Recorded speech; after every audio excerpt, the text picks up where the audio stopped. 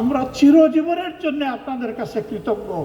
এই জগতে আপনারা এই মজলুমদেরকে যেভাবে আশ্রয় দিয়েছেন, আল্লাহ যেন তার জান্নাতের কুলে আপনাদেরকে আশ্রয় দেন। যে আপনার সর্বশেষ অ্যাড্রেসটা কি একটু বলবেন? আমি বললাম কোনটা বলবো? বলে যে কোনটা মানে? বলে আমার তো শত শত অ্যাড্রেস।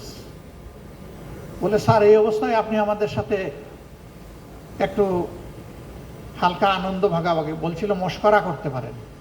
আমি বলছিলাম নো, আমি মস্করা করছি না, দিস ইজ রিয়েলিটি।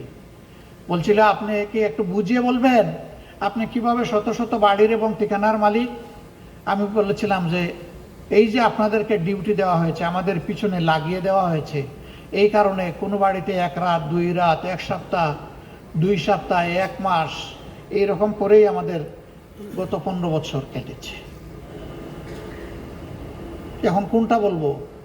বলে যে আপনার আর প্রেজেন্ট অ্যাড্রেস আমাদের লাগবে না। That was reality.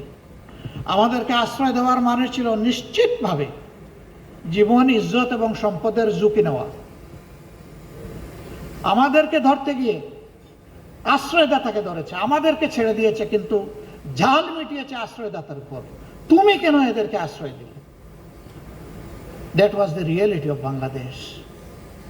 এই সময় আমাদেরকে যারা আশ্রয় দিয়েছেন, আমাদের দিকে হাত বাড়িয়ে দিয়েছেন, সান্ত্বনা দিয়েছেন, সাহস জুগিয়েছেন, দোয়া করেছেন, আল্লাহ সাক্ষী, আপনাদের ঋণ পরিশোধ করার কোনো শক্তি আমাদের নাই। আমরা চিরজীবনের জন্য আপনাদের কাছে কৃতজ্ঞ। মহান রবের কাছে, প্রভুর কাছে দোয়া করি,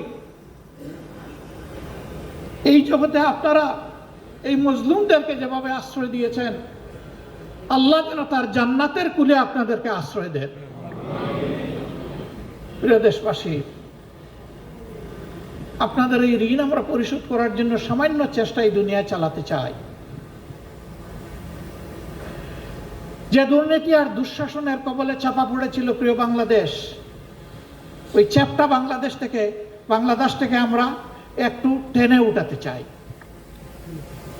সেদিন যেভাবে হাত বাড়িয়ে দিয়েছিলেন, আজকেও আশা করি আপনারা আমাদের দিকে হাত বাড়িয়ে দেবেন।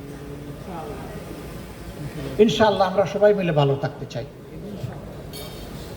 আমাদের সন্তানদেরকে, আগামীর প্রজন্মকে কথা দিতে চাই, ছেলে হোক মেয়ে হোক, সবার প্রতি আমাদের একই কমিটমেন্ট।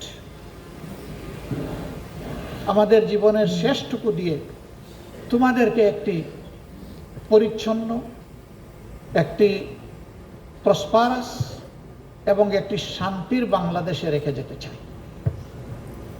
আল্লাহ তাআলা আমাদেরকে এই তৌফিক দান করুন।